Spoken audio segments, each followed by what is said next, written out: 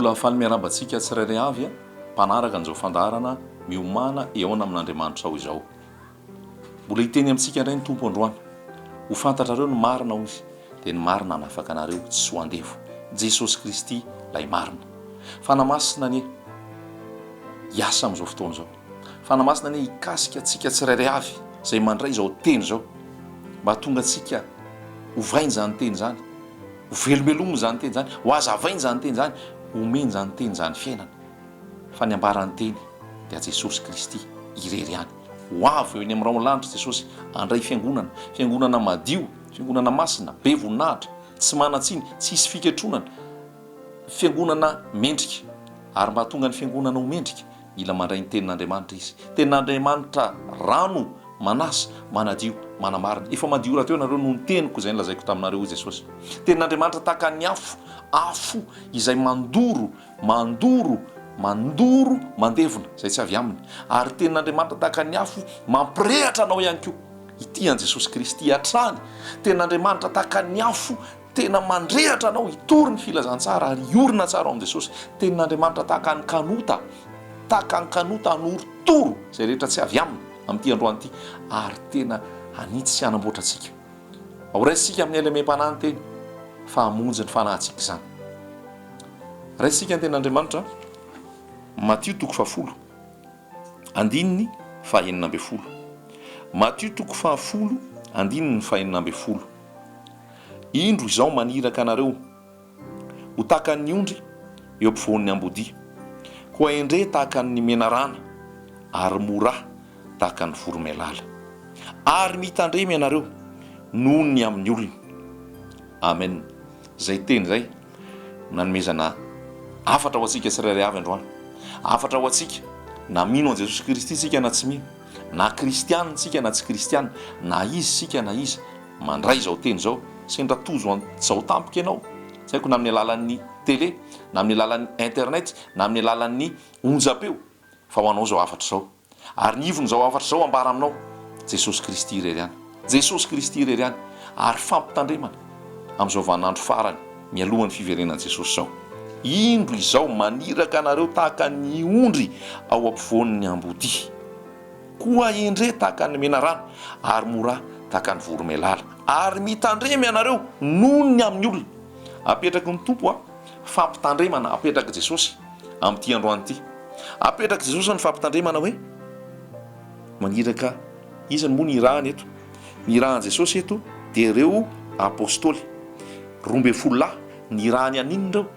Tsy ny irahany andeha angorombolo reo, tsy ny irahany reo anangana tokom-pivavahana, tsy ny irahany reo angorona fahafolo-karena, akafanatitra, tsy ny rahany reo hamitaka olona, fa ny rahan Jesosy Kristy ho teny ilaza hoe sitrano marary, diovy miboka, atsangano ny maty, lazao ny filazantsara an'Andriamanitra, amparao ny fanjakan'Andriamanitra.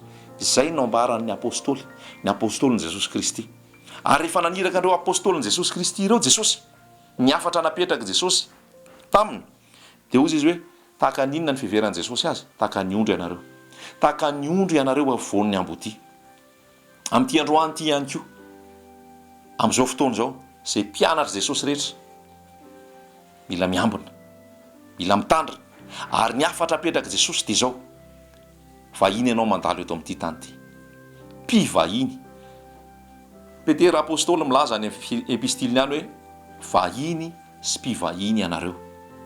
Ny apôstôly Jakoba dia milaza hoe zavona ihany ianareo izay miseho vetivety.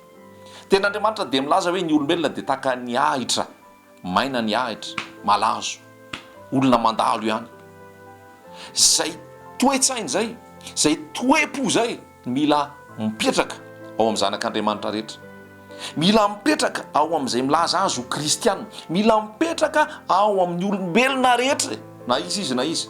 Ary indrindrandrindra ho ao amin'ireo milaza ho manana ministera apôstôlika, na profetika, na pastoral, na amin'ny resaka fampianarana, na amin'ny resaka fitoriana ny filazantsara.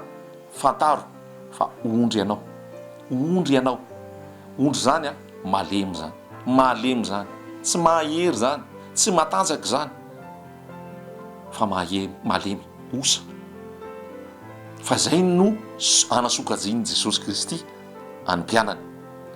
Ianao milaza ho kristianina, milaza ho zanak'Andriamanitra, na izy ianao na izy, tsy te halala zay titrahako, tsy te halala zay andraikitrahako, fa kristianina ve ianao, nandray an Jesosy Kristy ve ianao, ao aminao ve Jesosy? Zao no ambaran'i Jesosy, anasokajiny anao, ondry ianao. Zany ondry zany ambarako foana, malemy zany, kelihery zany, mora potika zany, mora resy zany. Ary ambaran'i Jesosy Kristy misy hoe maniraka anareo tahaka ny ondry eo avoan'ny ambodia. Raha lasika anabavy malala, ry olombelona rehetra manaraka nyity fitoriany ity, eo avoan'ny ambodia misy aho, eo avoan'ny ambodia ny misy anao. Iza reo ambodia ireo? Reo ambodia ireo dia ny mpampianatra santoka ireo, zay mitory filazantsara, zay mitory tenin'Andriamanitra, zay manangana tokom-pivavahana, zay milaza azy ho apôstôly, zay milaza azy ho mpaminany, zay milaza azy ho iraka napetraka Andriamanitra sy milaza ny afatr'Andriamanitra, fa ambodia. Satria nahoana ny ambodia? Mitetika zay hinanana ny ondry, mitetika zay amonona ny ondry, mitetika zay andavona ny ondry. Dia hoy Jesosy Kristy, endry Jesosy io, tiako i Jesosy io, mahery i Jesosy io, lehibe i Jesosy io, zay mahatonga ny anarany hoe éternel, malala ny zavatra rehetra. Tamin'izany fotoana zany nandroatana an'ity Matthieu 7 ity, tahaka ny hoe amin'izao fotoana 5:10 zao Jesosy no miresaka amintsika. Tandremo izy izy, mitandrema, endre tahaka ny menarana. Ny toetra anankiray tiany Jesosy ananako sy anananao manoloana an'ireo ambodia ireo dia ny fanananao fahendrena tahaka ny menarana. Ino zany fahendrena zany? Prudence. Zanak'Andriamanitra mora fitahana, ny kristianina mora ambakaina, ny kristianina mora, ataoko amin'ny teny frantsay hoe naifa, mora sidokan'ny zavatra zay fitaka ny eo ao ambadika. Raisiko ny tenin'Andriamanitra any amin'ny ohabolana 7:20, andininy 12. Ohabolana 7:20, andininy 12. Ny mahira-tsaina mahatazana ny loza ka mihery, fa ny kely saina kosa mandrosoka avo. Aoka ny ianao mba ho mahira-tsaina ka mahatazana ny loza ianao dia mihery. Raha lasaina bavy malala, ry zanak'Andriamanitra rehetra, ry kristianina rehetra, loza zao, misy loza zao, tazanao ve ny loza? Tazanao ve ny loza? Fa mahira-tsaina ozy izy matazana ny loza ka mihery, miafiny zany. Fa ny kely saina kosa mandrosoka avo.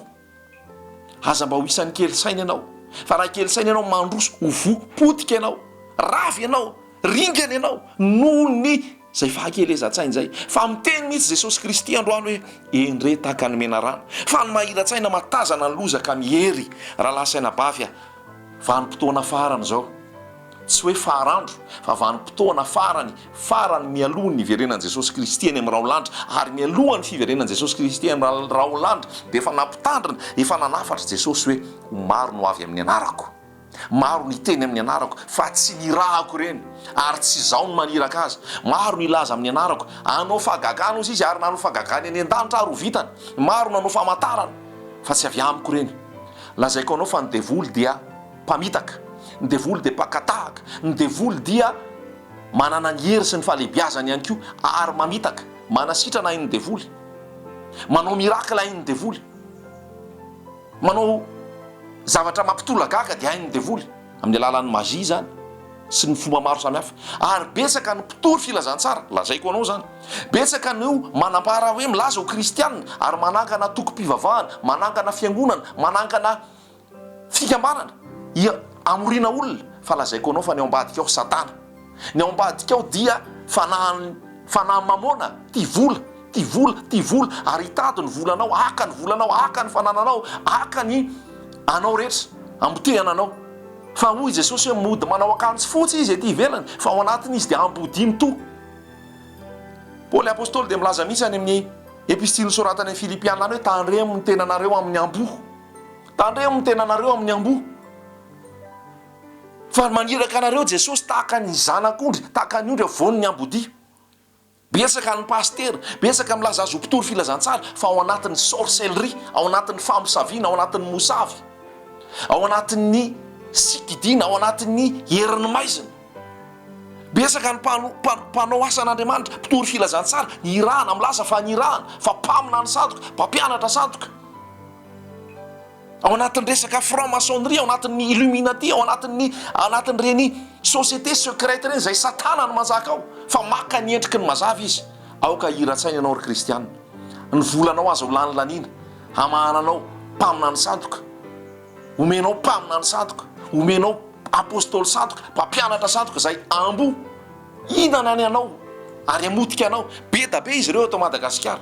Ary raisika anie ny Lioka 5:20, Lioka 5:20 dia zao no lazain'i Jesosy rehefa miresaka izy ny amin'ilay mpitandrina tsy marina, dia avy eo izy niteny hoe ny zanak'izao tontolo zao izy dia endry kokoa, mahira-tsaina kokoa noho ny zanaky ny fanjakana. Ao amin'ny Lioka 5:20 Jesosy milaza an'izay.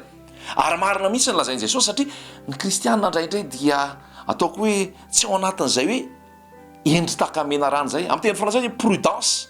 Ary eo amin'le ohabolana mihitsy dia miteny mihitsy hoe tandremo, tsy zay manao fagagany, tsy zay manao mirakle, tsy zay mavory olona, tsy zay manasitrany, dia avy amin'i Jesosy satana makatahaka.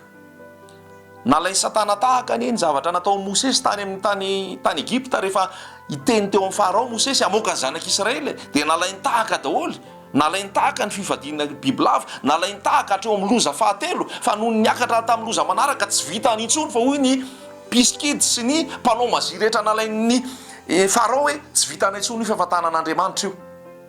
Dia tena tia nambara amintsika hoe mba tsika tsirairay avy mailo fa zao vanim-potoana zao tena betsaka ny mpamina ny sandoka, atao entreprise ny fivavahana, anaovana business ny fivavahana, mamory olona, akana vola.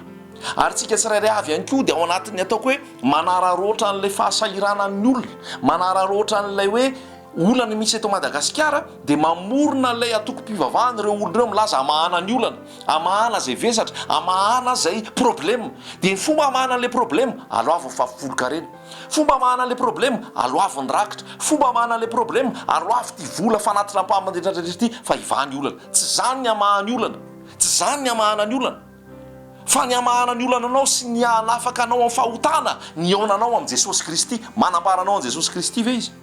Tsy manambaranao an'i Jesosy Kristy izy, fa mpangalatra sy jiolahy, mpaminany sandoka, mpampianatra sandoka.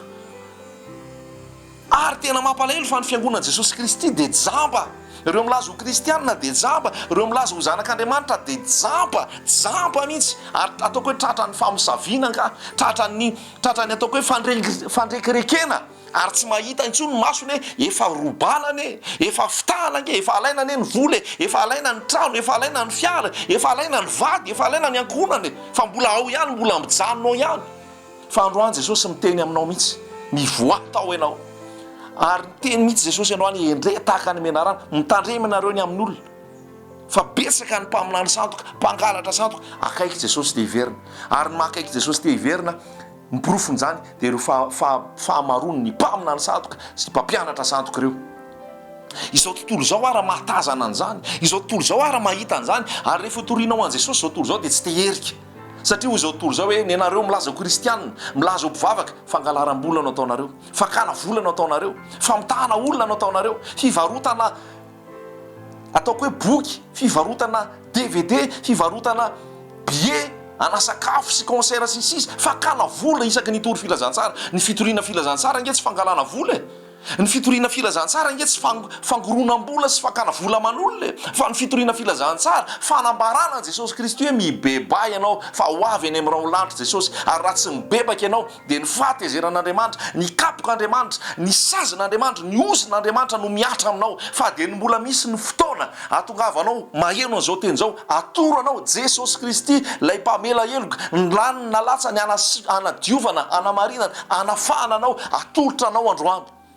Eto amin'ity miomana iona amin'Andriamanitra ao ity, ampahafantarina anao Jesosy, ampy zay, atonga anao alala an' Jesosy, afantatra an' Jesosy.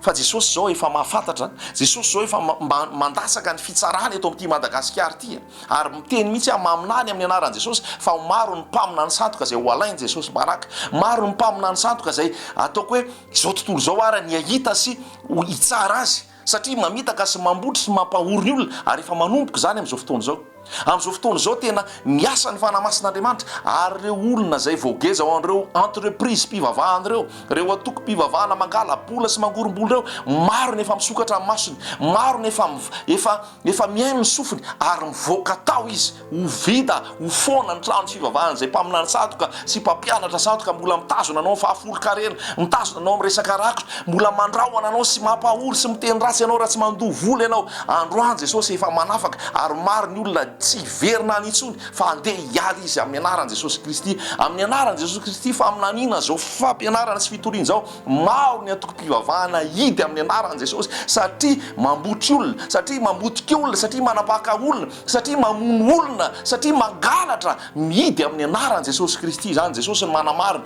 any Jesosy ny fiangonana, any Jesosy ny fiangonana, any Jesosy ny fiangonana. Ary rehefa Jesosy ny maniraka tahaka ny ondry voan'ny ambodia, Jesosy zany no hery, Jesosy ny fiarovana, Jesosy no aram-bato, Jesosy no ataoko hoe batery fiarovana ho anao zanak'Andriamanitra, ho anao zay ondry voan'ny ambodia. Fa ny toetran'ny ondry koa dia zao mankatoa.